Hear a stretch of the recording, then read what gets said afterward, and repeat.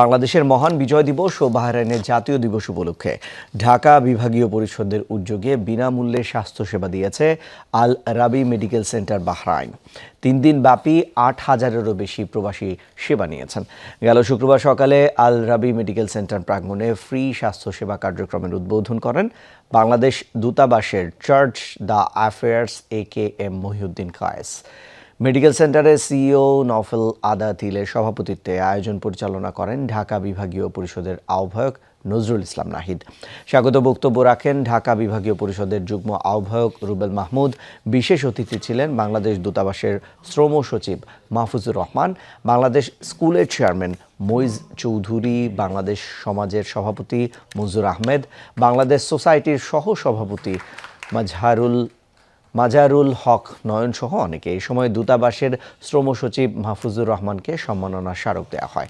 এছাড়া অসহায় 10 প্রবাসীকে প্রতি মাসে ফ্রি চিকিৎসার জন্য কুপন দেওয়া হয়েছে।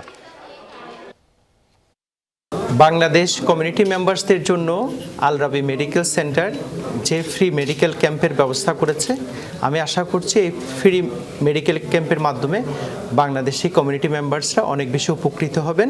আমি বাংলাদেশ কমিউনিটির সর্বস্তরের নেতৃবৃন্দকে ধন্যবাদ জানাচ্ছি এত সুন্দর একটি আয়োজন করার জন্য।